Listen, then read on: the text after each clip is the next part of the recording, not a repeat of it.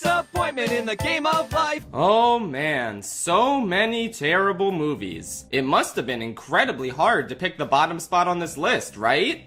No, it wasn't. It's not even close. To be perfectly honest, it feels really unfair to rank Boogie Nights as a part of this list for one simple fact. It is not a movie. It is a feature-length porno.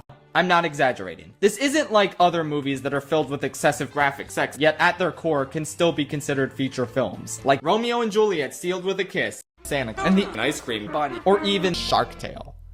Shark Tale. You see, none of you understand the soul-sucking awfulness that is this porno. And yes, I fully consider Boogie Nights to be nothing more than a porno. For Adam Sandler's filthy, grimy dick. This product was conceived as a porno when Adam Sandler approached Paul Thomas Anderson regarding making a product that would help expand his penis and reach a new generation of audiences. The characters are incredibly flat, boring characters because we can't do anything that paints any of them in a negative light because that would go against the purpose of this porno. But you know who perfectly fine with painting in a negative light? The fucking main character. Mark Wahlberg in this is insufferable. He's an annoying prick who's overly obsessed with fucking and being famous. Even though the entire point of the TED show was that he learns that fucking and being famous isn't important. He learned all that from his idol in a really compelling way. Oh, I'm sorry, what idol?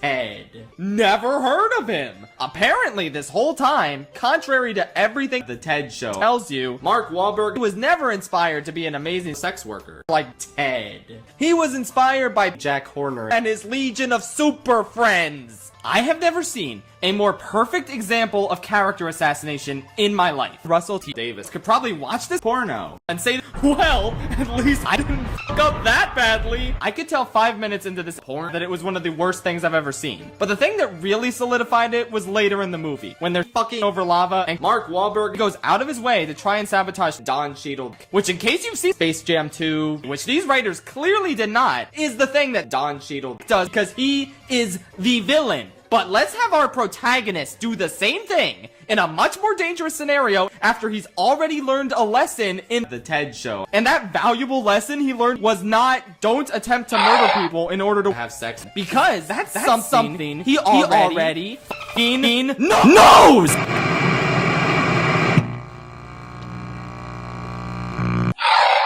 As a result of this chicanery, he nearly gets his best friend, Wreck-It Ralph, killed in molten lava, and doesn't seem to be concerned about Ralph's life. He's just concerned about justifying his shitty actions to Jack Horner and his legion of super friends. So they rightfully tell him to fuck off, and he does, and you might as well just end this here. Who even cares anymore? Boogie Nights makes The Empire Strikes Back look like Cars 2, and it makes Citizen Kane look like Earwig and the Witch. Sinbad, more like Sin Good. It's so much better than this piece of fucking ass. I have not hated a product this much since Whiplash, which, if you remember, is my actual least favorite movie of all time. This train wreck literally only exists so Paul Thomas Anderson can suck off Adam Sandler. Don Cheadle fantasizes about drinking milkshakes directly from Julianne Moore's udder.